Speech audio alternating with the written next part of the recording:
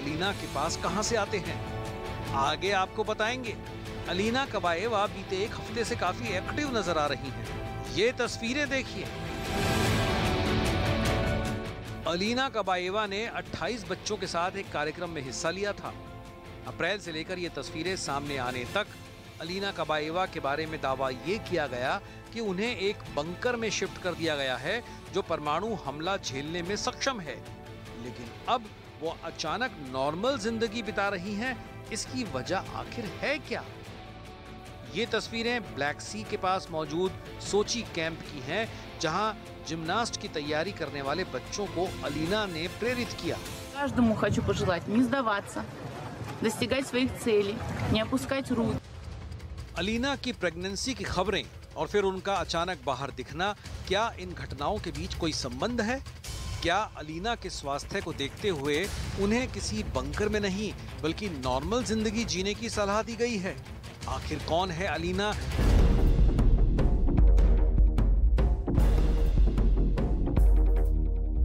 जिन पर बैन लगाने से अमेरिका भी डरता है कि कहीं पुतिन नाराज न हो जाए। अमेरिका के अखबार न्यूयॉर्क पोस्ट की एक खबर देखिए, जिसमें बताया गया है कि अमेरिका ने अलीना कबाएवा पर प्रतिबंध क्यों नहीं लगाया। ये एक और खबर देखिए। अलीना के बारे में ब्रिटेन के एक अखबार ने लिखा कि अलीना युद्ध खत्म करने के लिए एक चाबी हो सकती है।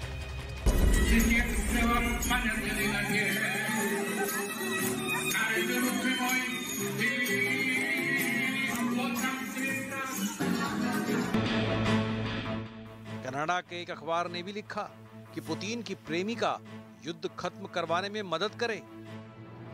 कोई भी आसानी से अनुमान लगा सकता है कि पुतिन पर अलीना का प्रभाव कितना ज्यादा है।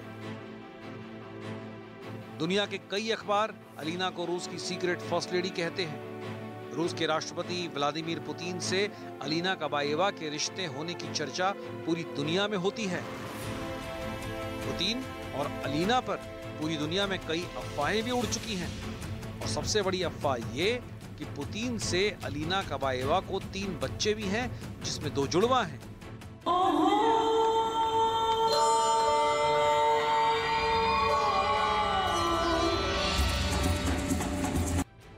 अलीना कबाएवा का जन्मदिन पूरा रूस मनाता है क्योंकि वो पुतिन की गर्लफ्रेंड है। ये रूस का वेरीफाइड ट्विटर अकाउंट है, जिसमें अलीना कबाएवा को जन्मदिन की बधाई देते हुए ये बताया गया है कि अलीना रूस की सबसे महान जिम्नास्ट हैं और वो रूस के लिए विश्व प्रतियोगिता में 9 गोल्ड मेडल जीत चुकी हैं और यूरोप की प्रतियोगिताओं में 15 गोल्ड मेडल जीत चुकी हैं। अलीना ने कुल 24 गोल्ड मेडल जीते हैं।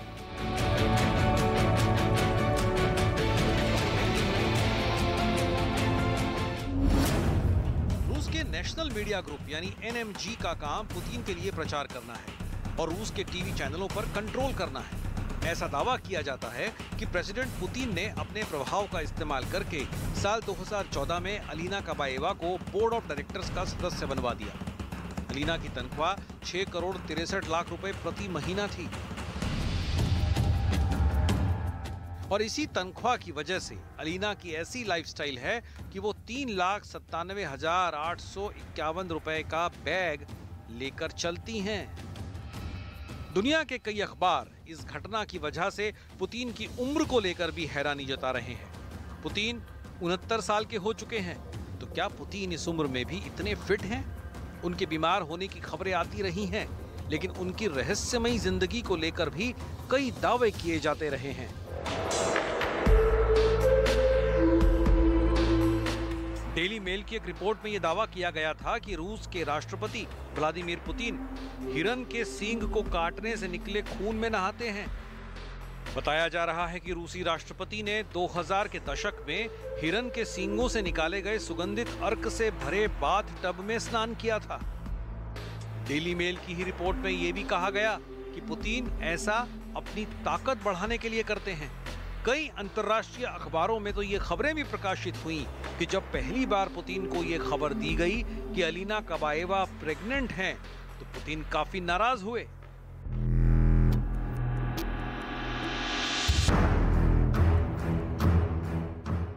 अलीना कबाएवा के अलावा रूस की एक और महिला की इन दिनों पूरी दुनिया में काफी चर्चा है। नाम है ओल्गा स्केबेयेवा। ओल्गा को पुतिन की आयरन डॉल कहा जाता है। रूस के कई ब्लॉगर्स लिखते हैं कि ओल्गा की आंखों से फौलाद निकलता है और उनकी आवाज लोहे की तरह है। Опухоли. Ну, то есть история людей ничему не учит. Ведь благодаря подобным самодовольным и самонадеянным идиотам ओल्गा पुतिन की सबसे बड़ी समर्थक हैं। रूस की सरकारी टीवी पर उनका 1 घंटे का कार्यक्रम होता है जिसमें ओल्गा की एंकरिंग की कीमत $4 मिलियन बताई जाती है। ओल्गा अपने इस टीवी कार्यक्रम के जरिए ये दावा कर चुकी हैं कि यूक्रेन में नरसंहार ज़ेलेंस्की की आर्मी ने किया है, न कि रूस की आर्मी ने, और यूक्रेन के लोग रूस की सेनाओं का स्वागत कर रहे हैं। самые простые украинцы почему-то никакого геноцида не замечают в Харьковской области. Наших военных встречают как настоящих освободителей. На улице, по которым идет военная техника, выходят люди с триколором. А в геноциде мирных жителей харьковчане обвиняют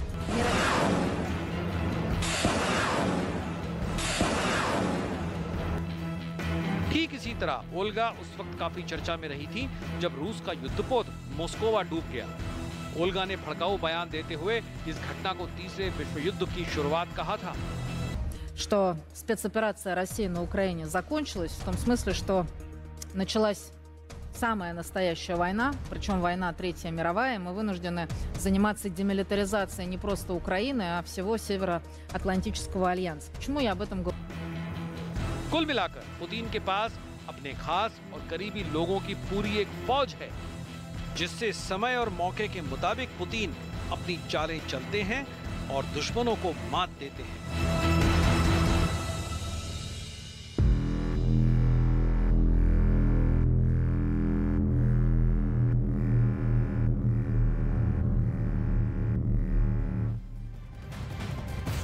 और डॉनबास इलाके में रूस की सेना तेजी से आगे बढ़ रही है और वहां चल रही जंग को ज़ेलेंस्की ने यूरोप के इतिहास में सबसे हिंसक जंग करार दिया है। ज़ेलेंस्की ने एक बार मदद के लिए यूरोप से गुहार लगाई है, लेकिन पुतिन के लिए बड़ी खबर यह है कि उत्तर कोरिया के supreme leader Kim Jong Un ने एक बड़ा ऐलान करके वो ये कह चुके हैं कि 100% पुतिन के साथ हैं कि इनकी एंट्री ने यूक्रेन के युद्ध को कैसे और खतरनाक बना दिया है। इस स्पेशल रिपोर्ट को देखकर आप जान जाएंगे।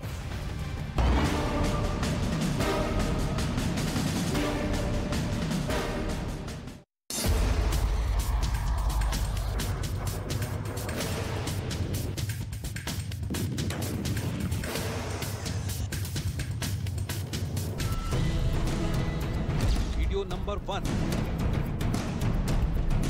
डॉनबास में ये रूस की सेना का हवाई ऑपरेशन है।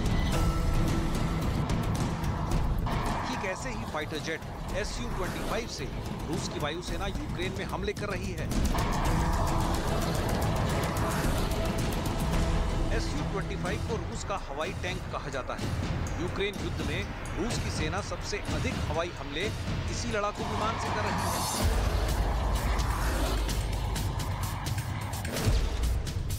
यूक्रेन युद्ध वीडियो नंबर 2। ये चेचन लड़ाकों के युद्ध का लाइव वीडियो है। इस वीडियो को चेचन के हेड रमजान कादिरोव ने जारी किया है। दावा किया जा रहा है कि इस वीडियो को देखकर यूक्रेन के सैनिक दहशत में आ गए हैं। दावा है कि चेचन लड़ाकों की इस बर्बरता ने यूक्रेन की सेना में खौफ भर दिया है।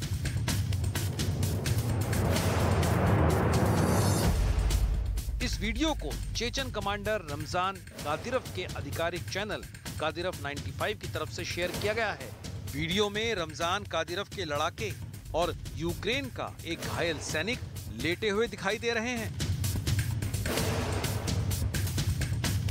चेचन लड़ाकों की तरफ से जारी इस वीडियो में दावा किया जा रहा है कि चेचन लड़ाकों के कहर ने यूक्रेन की सेना में इस कदर दहशत पैदा कर दी है कि अब यूक्रेन के सैनिक चेचन लड़ाकों के खिलाफ जंग लड़ने से कतरा रहे हैं। Фамилия?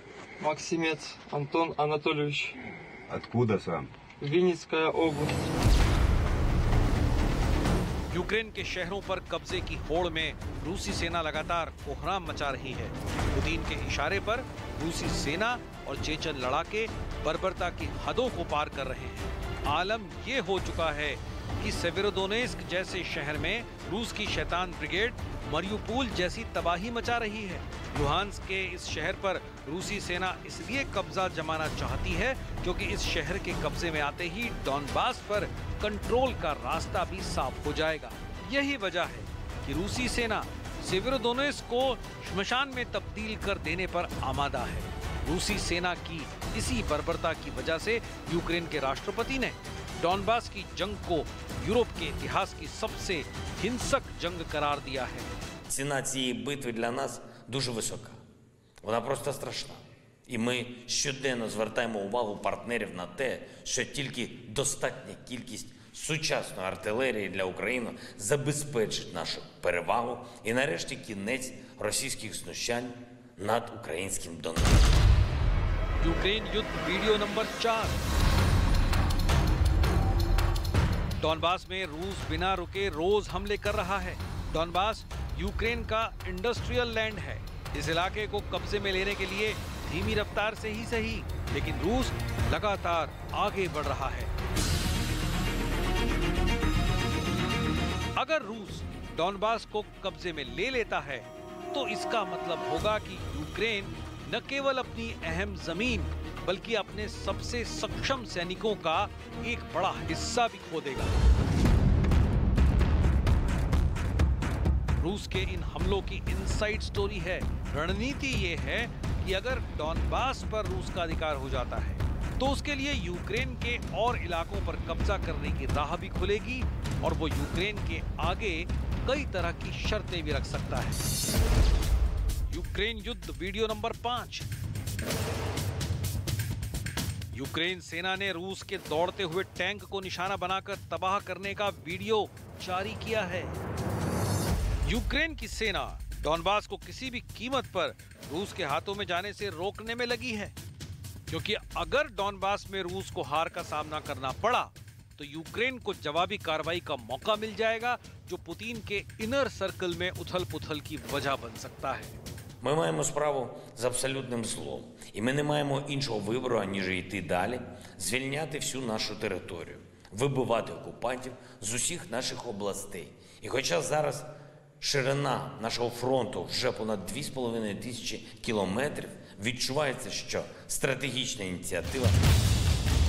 यूक्रेन युद्ध वीडियो नंबर 6। ये वीडियो न्यूज 18 इंडिया के वर्ल्ड एक्सक्लूसिव रिपोर्ट का है।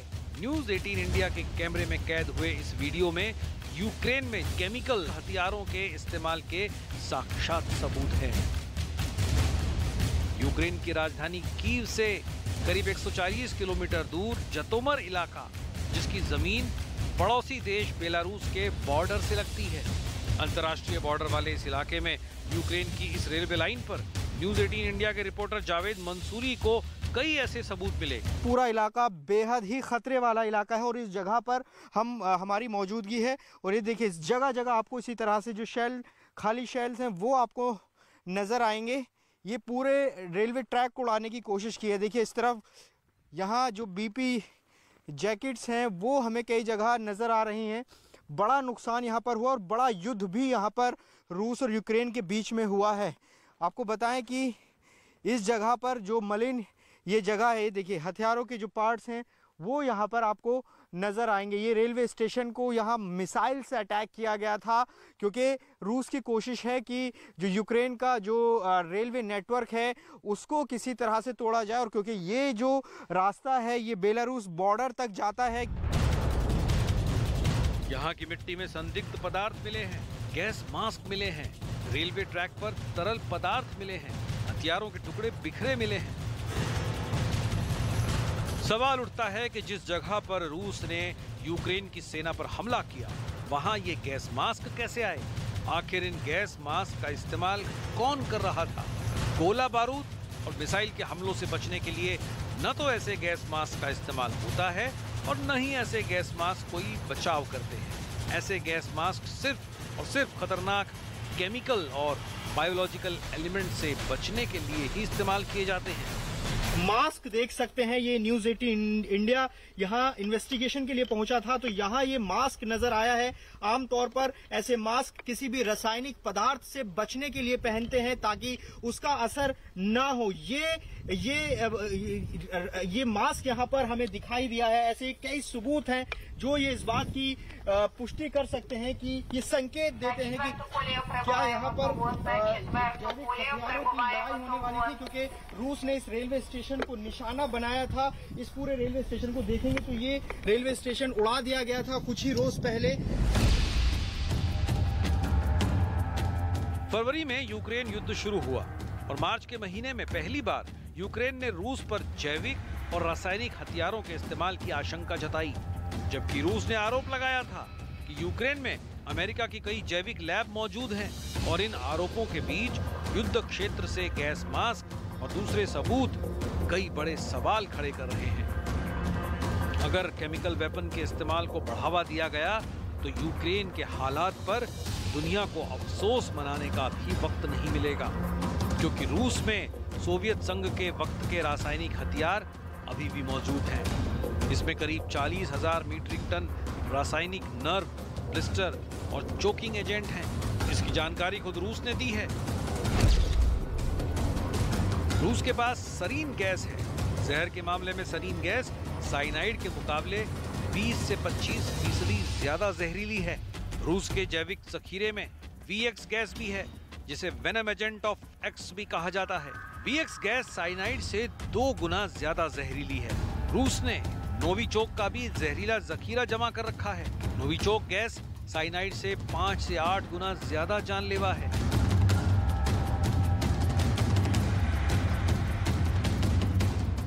ये खतरनाक गैसें हमारे दिमाग में नर्व सेल तक संदेश पहुंचाने वाले एंजाइम को निष्क्रिय कर देती हैं। इसके चपेट में आने पर इंसानों की तड़प तड़प कर मौत हो जाती है।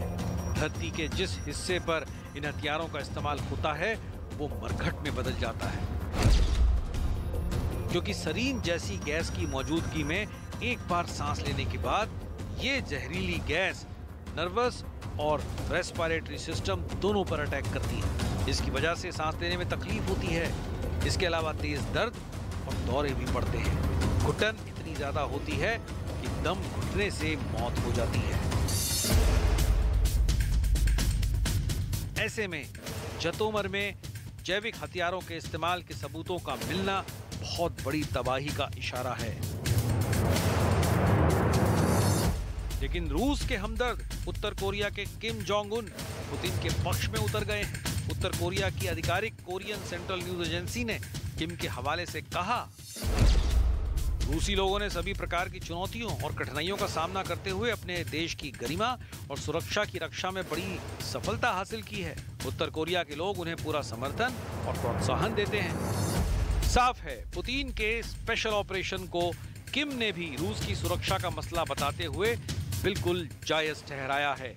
किम के इस बयान ने उनका पुतिन के साथ वाला खास याराना जो है उस पर सच की मोहर लगा दी है।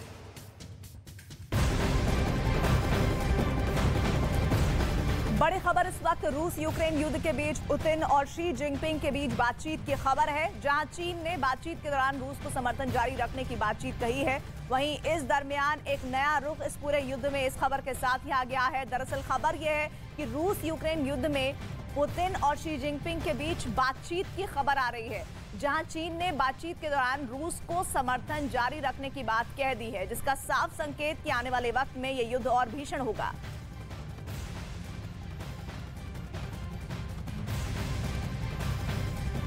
दुनिया यूक्रेन के युद्ध में उलझी हुई है, लगातार इसकी रिपोर्ट आप देख रहे हैं। वहीं दूसरी तरफ चीन के राष्ट्रपति शी जिनपिंग ने भी स्पेशल ऑपरेशन की तैयारी शुरू कर दी है। चीन में इस वक्त एक नया डॉक्यूमेंट बहुत ज्यादा चर्चाओं में है, क्योंकि इन कागजात पर दस्तखत के बाद लाखों लोगों की जान पर खतरा मंडराने लगा है। जिनपिंग इस वक्त कैसे दुनिया के लिए बहुत बड़ा खतरा साबित हो सकते हैं, इस रिपोर्ट को देखिए।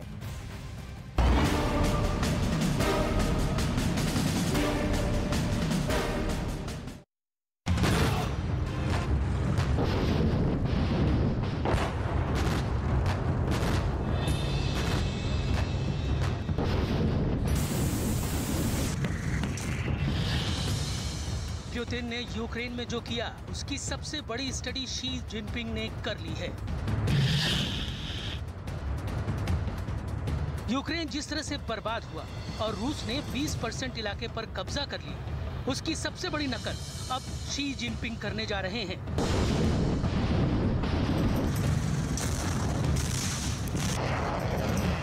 पुतिन को कॉपी करने के चक्कर में जिनपिंग ने एक बहुत बड़ा प्लान बना लिया है, जिससे पूरी दुनिया एक और बहुत बड़े युद्ध की तरफ झोंकी जा सकती है। खतरा बहुत ज्यादा बड़ा है।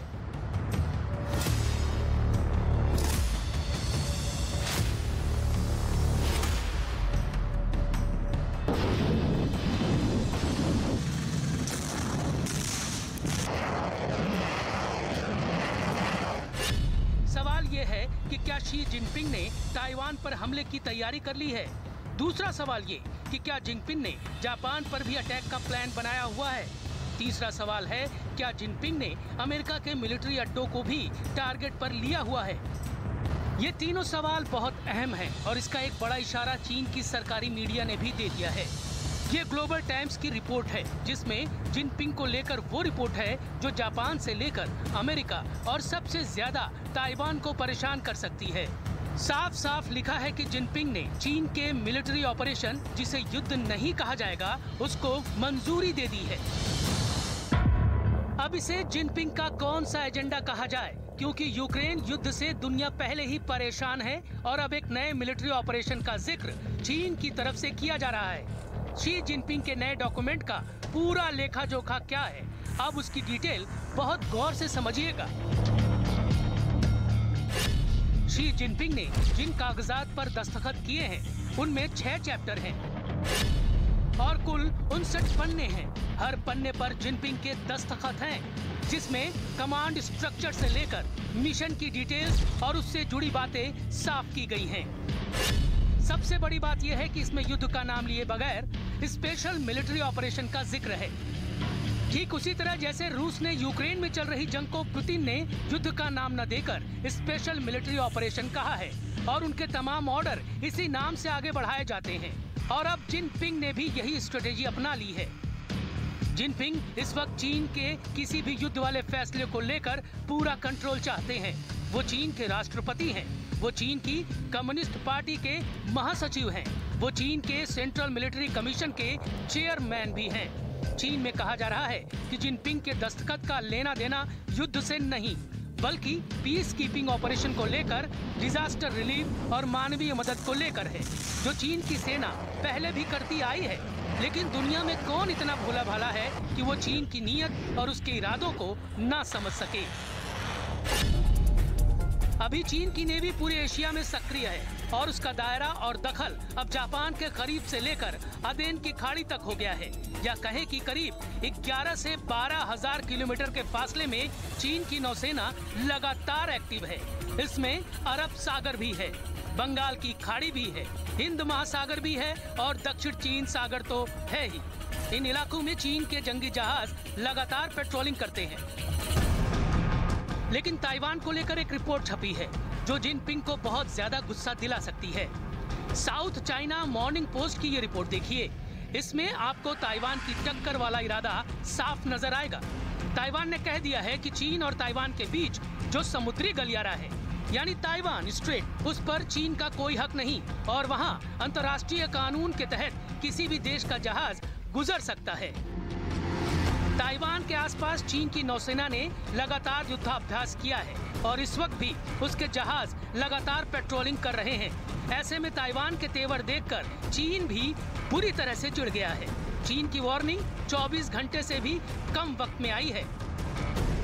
根据联合国海洋法公约和中国国内法，台湾海峡水域由两岸的海岸向海峡中心线延伸，依次为中国的内水。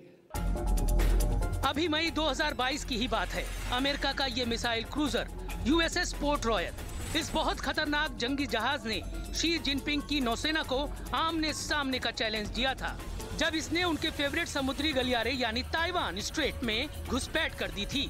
और ये ऐसे वक्त में किया गया जब करीब में ही चीन की नौसेना युद्धाभ्यास करके अपने बंदरगाह पर लौट रही थी। चीन को चिढ़ाने वाले और जंग के लिए उकसाने वाली इस हरकत में क्या क्या हुआ, उसे गौर से समझने से पहले देखिए कि इस नेवल शिप की ताकत क्या है। ये एक तिकोन देरोगा क्लास का मिसाइल क्रूजर है। ये 10,000 टन का जहाज है। ये 100 से ज्यादा अलग अलग तरह की मिसाइलों से लैस है। पोर्ट रॉयल के बारे में और बातें देखने से पहले फिर से इस वॉरशिप की कद और काठी देखिए, क्योंकि इसी में छुपी है इसकी बहुत बड़ी ताकत जो दुनिया में किसी और जहाज के पास नहीं है। ये प्रशांत महासागर में अमेरिका का बहुत खतरनाक वॉरशिप माना जाता है और इसने शी जिनपिंग को परेशान करने के लिए क्या किया, अब वो बहुत ध्यान से समझिएगा। ये वॉरशिप ताइवान स्ट्रेट यानी करीब 180 किलोमीटर चौड़े समुद्री गलियारे के बीच से गुजरा। ताइवान स्ट्रेट चीन और ताइवान के बीच समुद्री गलियारा है। चीन अक्सर इसे लेकर अमेरिका और ताइवान दोनों को धमकाता रहता है। एक तिकोन देरोगा क्लास की वॉरशिप को उतारकर ही अमेरिका ने चीन को बता दिया है कि वो चीन के ताइवान वाले मंसूबों को कभी पूरा नहीं होने देगा। ये जहाज अमेरिका की 7वीं फ्लीट का हिस्सा है, जिसकी जिम्मेदारी है कि वो प्रशांत महासागर में अमेरिका और उसके दोस्तों खासकर ताइवान, जापान और दक्षिण कोरिया की हिफाजत करे। 当前台海和平稳定面临的最大威胁不是来自别处，而是正来自台独势力顽固推行分裂活动。